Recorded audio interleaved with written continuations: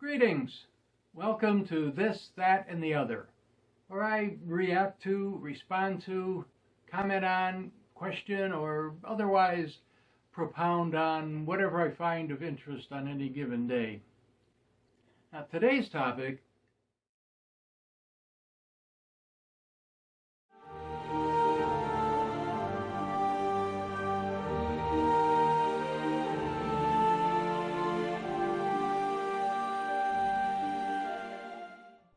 Okay, none of my usual shilly-shallying, just on with the movie.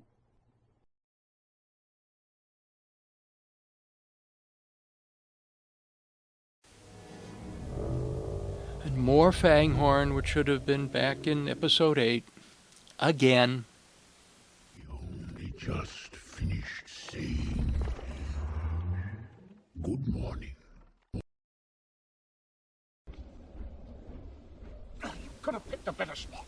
Now, similar to the Faramir subplot, many scenes from the book do show up, but as frequently happens, they're inserted in different sequences. I beg your forbearance for a moment for a couple of diversions. Now, I've decided to totally ignore all the schmaltz. The women and children weren't actually there, so why bother? And secondly, I'm getting tired of saying, that's not how it was in the book. And I'm sure you're tired of hearing it. I'm just going to skip over most of the battle, unless there's a particular shot that warrants a comment or to be pointed out. This supersedes anything I may have said later on. And I apologize. Rewatching this again, I realized that I did the same thing Jackson did. Run some of the scenes out of order. Mainly the points where Fanghorn and Helm's Deep switch back and forth. Only he did it intentionally. I did it by accident, since most of the scenes look the same and are easy to confuse when you're sliding them back and forth on the editor. This episode will, I hope, put things straight. Now, back to the movie. So it begins.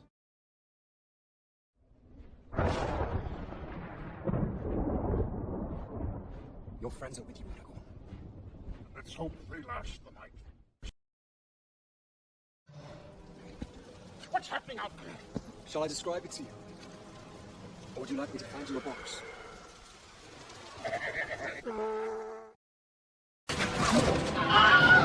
Wilhelm scream! We have just agreed. And more Fanghorn, which should have been back in episode 8. Again. You are not orcs. Is this it? Is this all you can conjure, Saruman? Don't say that, you'll jinx it.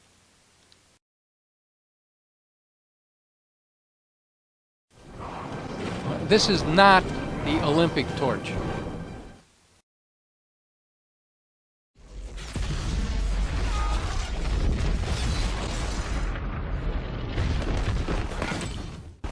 There are actually a number of references to bombs, or whatever you want to call them.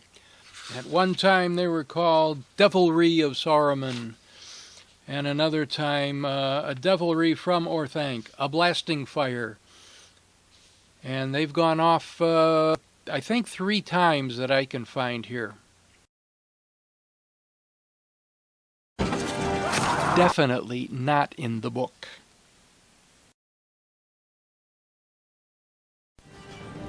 Oh, come on now. Really?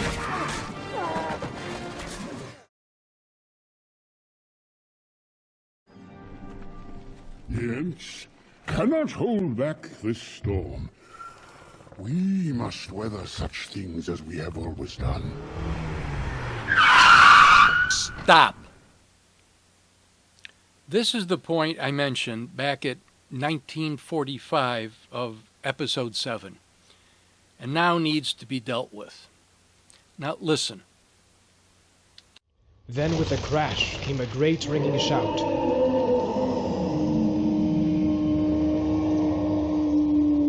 The trees quivered and bent as if a gust had struck them.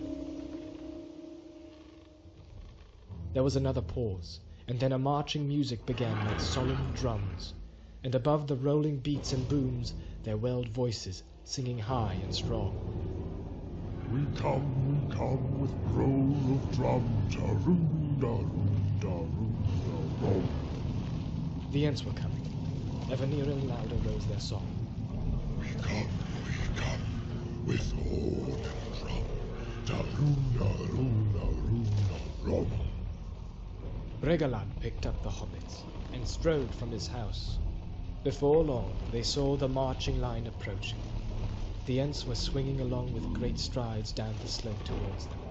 Treebeard was at their head, and some 50 followers were behind him, 2 abreast, keeping step with their feet and beating time with their hands upon their flanks.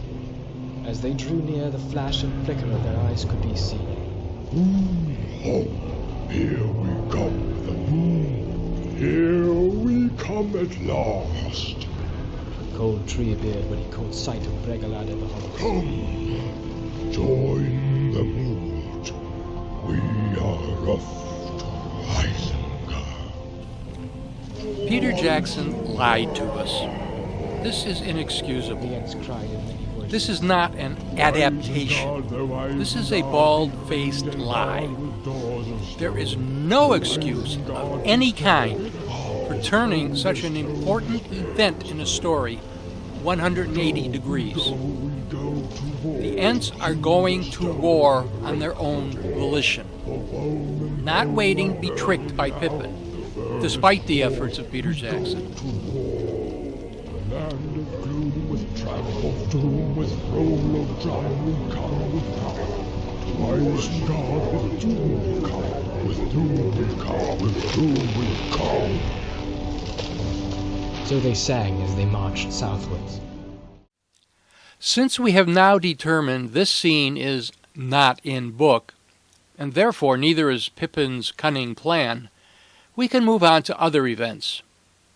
Except Osgiliath, of course.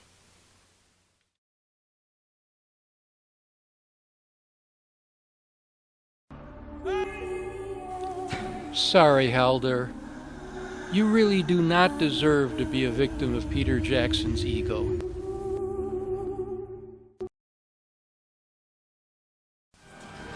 Let's just agree that from here on out, on the Battle of the Hornburg, unless there's something really specific, special, we will just treat everything as a combination of slightly and somewhat modified, because that's basically what it is. Instead of trying to keep doing these little 5 and 6 second clips, we will just watch our own copies of it and understand that it's kind of close, but not really. Okay?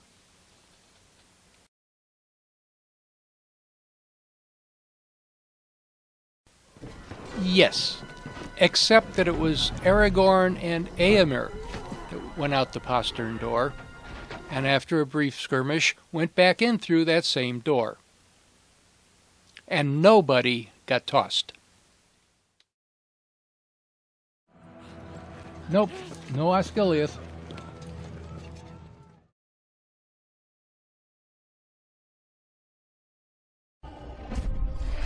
I always like going south. Somehow it feels like going down here.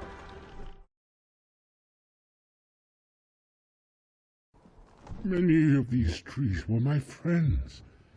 Creatures I had known from not Treebeard used this before. phrase way back when he was first explaining Saruman to Merry and Pippin. Saruman. A wizard should know better. Much of this next sequence is merely flagged for being out of sequence. Many of the lines were spoken 3 chapters back in the book.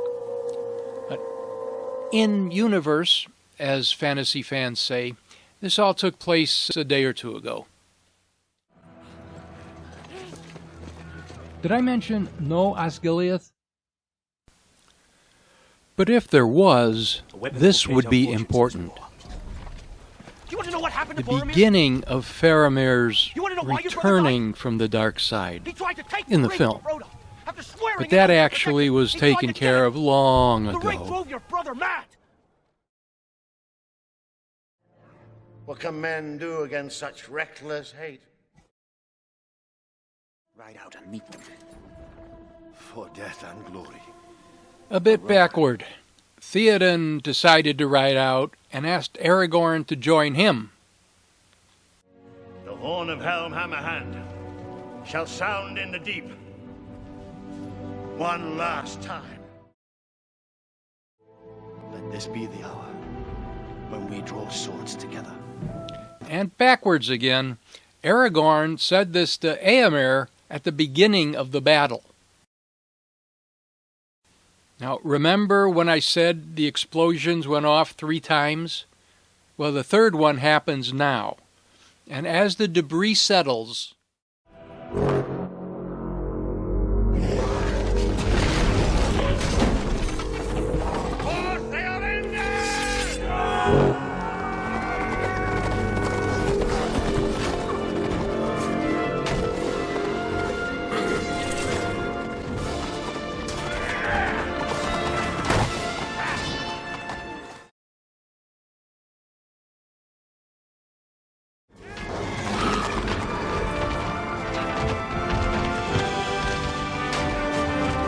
yes, the charge out of the keep and across the causeway is real.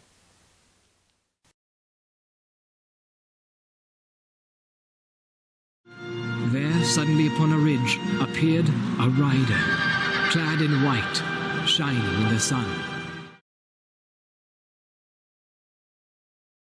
Theoden King stands alone. Behind them, hastening down the long slopes, were 1,000 men on foot. Their swords were in their hands. So, not Éomer with 2,000 horsemen. Rather this fellow Erkenbrand with 1,000 foot soldiers. But the effect on the orcs is much the same.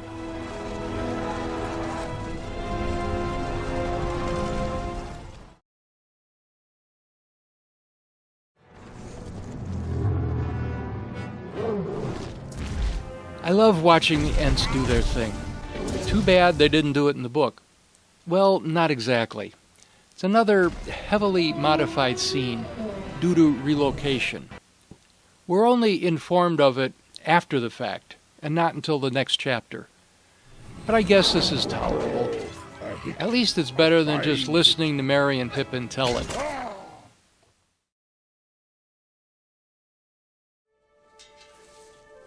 It's all wrong. By rights, we shouldn't even be here. You're right, Sam. You shouldn't be here. This is not in the book. Folk in those stories had lots of chances of turning back when they Sam's speech here is a big deal to a lot of people. But it's not Tolkien. There's some good in this world, Mr. Frodo. And it's worth fighting for.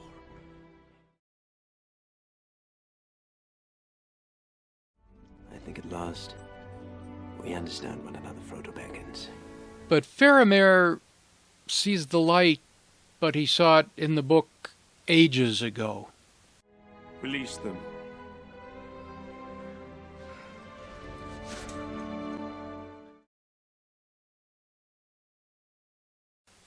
According to the book, quote, wailing they passed under the waiting shadow of the trees, and from that shadow none ever came again, unquote. That forest was made up of Huorns, or I'm not sure of the pronunciation, sort of halfway between trees and Ents. They're somewhat sentient and hated orcs passionately. Now, Pippin is still looking skyward for those apples.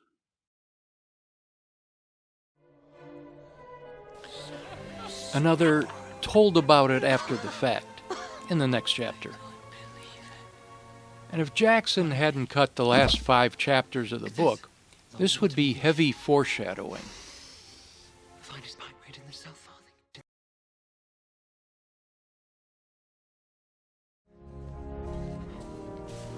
The hike through the woods is real, but the conversation is not. What?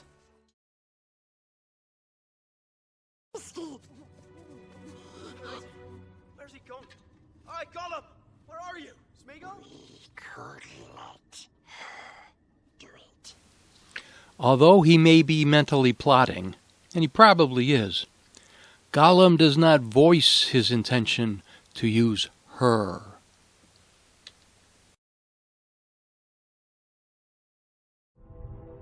The battle for Helm's Deep is over. The battle for Middle-earth is about to begin.